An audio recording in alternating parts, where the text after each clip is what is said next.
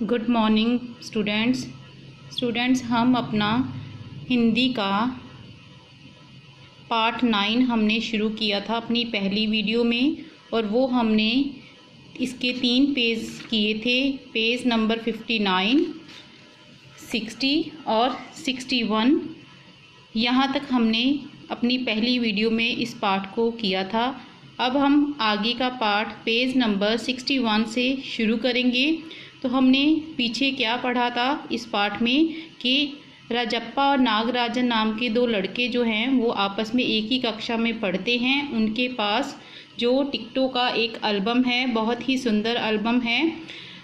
नागराजन के मामा जी ने जो उसे एल्बम भेजा था, उसकी वजह से जो राजप्पा का एल्बम है उसकी जो इम्पोर्टेंस है वो कक्षा में कम हो जाती है। सभी बच्चे नागराजन के एल्बम को ही पसंद करते हैं। तो इसके बारे में हमने इस पिछली वीडियो में पढ़ा था। अब हम आगे का पार्ट पेज नंबर 61 से शुरू करेंगे। तो हमने ख़त्म किया था कि एल्बम के पहले पृष्ठ पर मोती जैसे अक्षरों में उसके मामा ने क्या लिखकर भेजा था कि उसका जो एल्बम का पहला पृष्ठ था, पेज था, उस पर नागराजन का नाम लिखा था, AM नागराजन।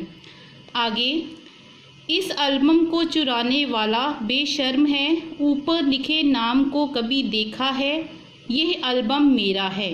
जब तक घास हरी है और कमल लाल, सूरज जब तक पूर्व से उगे और पश्चिम में छिपे, उस अनंत काल तक के लिए यह एल्बम मेरा है और रहेगा।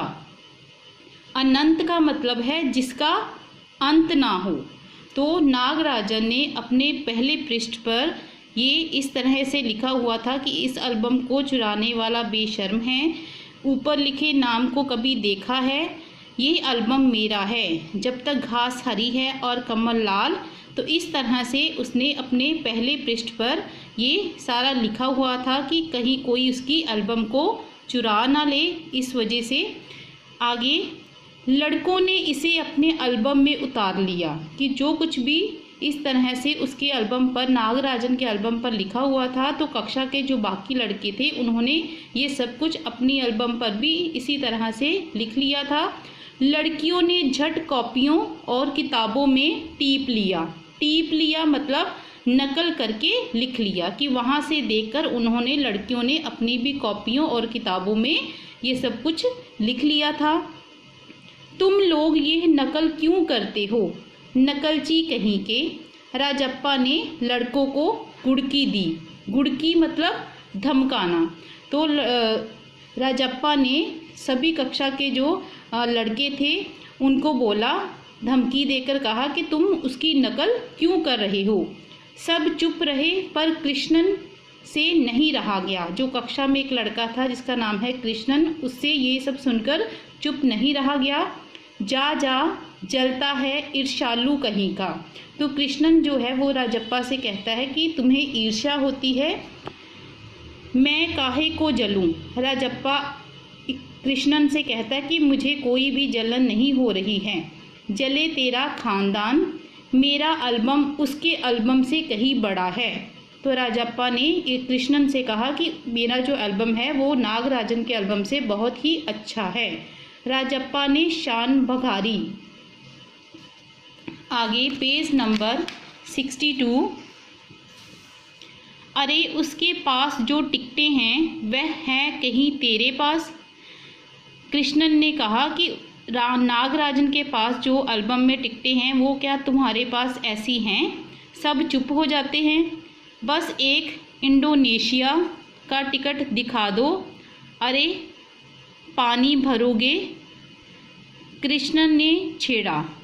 पानी भरोगे मतलब कमतर नज़र आना। पर मेरे पास जो टिकट है वह कहाँ है उसके पास। राजप्पा ने फिर ललकारा। इस तरह से राजप्पा ने बोलकर कहा कि जो मेरे पास टिकटें हैं वो उसके पास कहाँ है, उसके पास जो टिकट है वही दिखा दो। कृष्णन भी कम नहीं था, उसने इस तरह से कहा, ठीक है 10 रुपये की शर्त लगाते हैं, मेरे वाले टिकट दिखा दो। तुम्हारा एल्बम कूड़ा है। कृष्णन चीखा, हाँ हाँ कूड़ा। कृष्ण ने इस तरह से चीख कर कहा कि तुम्हारा एल्बम बिल्कुल ही बेकार है। लड़के जैसे कोरस गाने लगे। कोरस का मतलब है एक साथ मिलकर गाया जाने वाला गीत। जैसे कक्षा में सभी बच्चे मिलकर कुछ बोलते हैं तो उसे कोरस कहा जाता है। तो वो गाने में इस तरह से बोलने लगे एक साथ मिलकर। राजप्पा को लगा अपने एल्बम के बारे में बातें करना फालतू है। फालतू मतलब बेकार है। उसने कितनी ही मेहनत से और बड़ी ही लगन से सारी टिकटें बटोरे हैं। सिंगापुर से आए इस एक पार्सल ने नागराजन को एक ही दिन में मशहूर कर दिया कि उसके मामा जी ने जो नागराजन को एल्बम भेजा था तो इसकी वजह से वो एक ही दिन में बहुत ही मशहूर हो गया। पर दोनों में कितना अंतर है, ये लड़के क्या समझेंगे। राजप्पा मन ही मन कुढ़ रहा था। कुढ़ना मतलब नाराज़ होना, कि उसके मन में नाराज़गी होती है। इस कारण से स्कूल जाना अब खलने लगा था कि उससे अब स्कूल जाना अच्छा नहीं लगता था और लड़कों के सामने जाने में उसे शर्म आने लगी। आमतौर पर शनिवार और रविवार को टिकट की खोज में वो लगा रहता था कि उसे अच्छे से अच्छे टिकटें मिले, परंतु अब घर घुसा हो गया था। घर घुसा होना मतलब घर में ही रहने वाला, कि वो अब घर में ही रहता था। दिन में कई बार एल्बम को पलटकर देखता, रात को फिर लेट जाता। सहसा जाने क्या सोचकर उठता, ट्रंक खोलकर एल्बम निकालता और एक बार पूरा देख जाता। कि वो अपनी एल्बम को बार बार देखता था कि आखिर उसमें उसकी एल्बम में क्या कमी है जो सभी नागराजन की एल्बम को ही देखते हैं। उसे एल्बम से चिढ़ होने लगी थी। उसे लगा एल्बम वाकई कूड़ा हो गया है, मतलब कि उसे इस तरह से लगने लगा कि उसकी जो एल्बम है वो बेकार हो गई है। आगे उस दिन शाम उसने जैसे इरादा कर लिया था, तय कर लिया था, वह नागराजन के घर गया। अब कोई कितना अपमान सहे, अपमान मतलब बेइज्जती। नागराजन के साथ अचानक एक एल्बम लगा है, नागराजन के हाथ अचानक से एक एल्बम लगा है।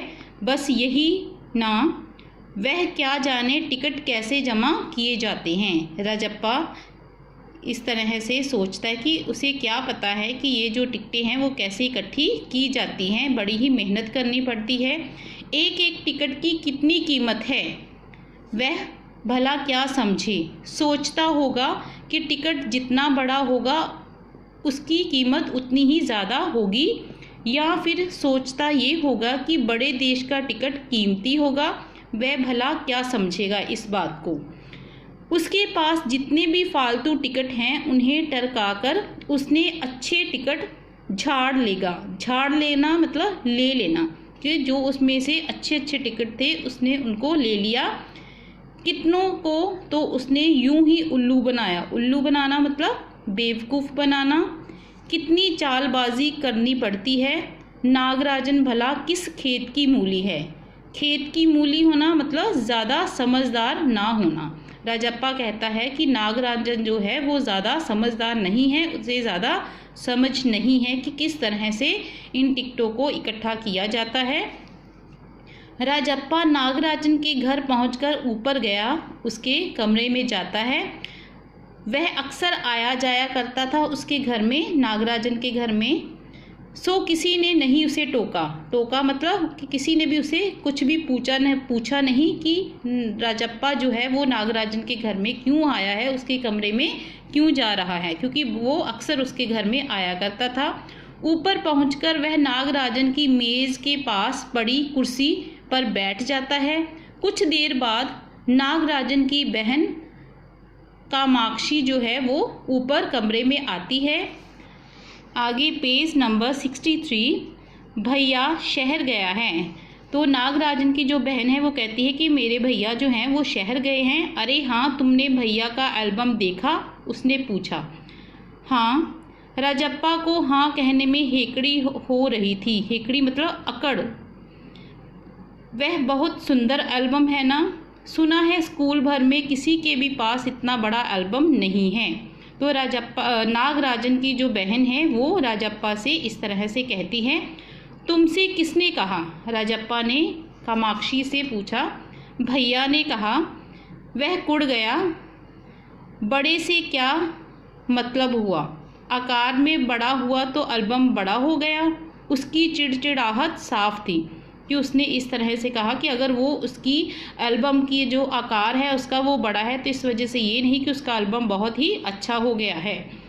कामाक्षी कुछ देर तक वहीं रही, उसके पास ही कमरे में खड़ी रही।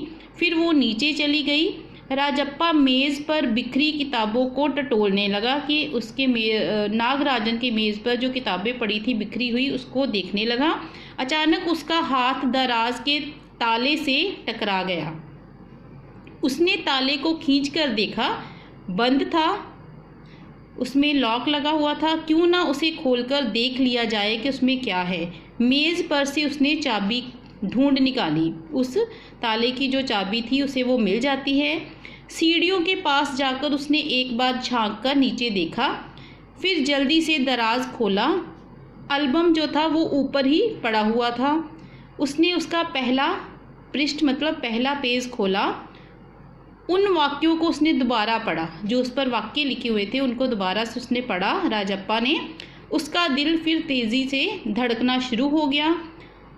एल्बम को झट कमीज़ के नीचे खोंस लिया। खोंस लेना मतलब उसने एल्बम को अपनी कमीज़ के नीचे छिपा लिया और फिर उस दराज को बंद कर दिया।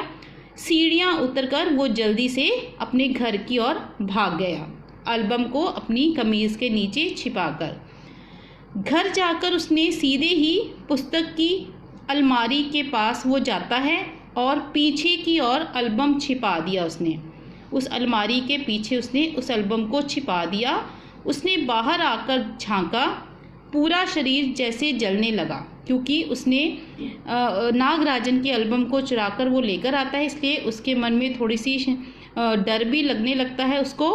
उसका गला सूख जाता है और चेहरा भी तमतमाने लगता है। घबराहट से वो उसका चेहरा इस तरह से घबराहट में तमतमाने लगता है। रात के 8 बजे अप्पू आया। हाथ पांव हिलाकर उसने पूरी बात कह सुनाई। सुना तुमने? नागराजन का एल्बम खो गया है। अप्पू ने राजप्पा से कहा कि नागराजन का जो एल्बम है वो खो गया है। हम दोनों शहर गए हुए थे, लौटकर देखा तो एल्बम वहाँ से गायब था। राजप्पा चुप रहता है। उसने अप्पू को किसी तरह टाला, उसकी बात को अनसुना किया। उसके जाते ही उसने झट कमरे का दरवाज़ा भेड़ लिया। भेड़ लेना मतलब बंद कर लिया और अलमारी के पीछे से एल्बम निकालकर उसको फिर से वो देखने लगा। उसे फिर छिपा दिया। डर था कहीं कोई उसे देख ना ले। तो स्टूडेंट्स, हमने पेज नंबर 63 तक यहाँ तक आज पाठ को अपनी दूसरी वीडियो में किया है। तो बेटा आप इसको अच्छी तरह से पाठ को पढ़ना। आगे का पाठ हम अपनी अगली वीडियो में करेंगे। Thank you.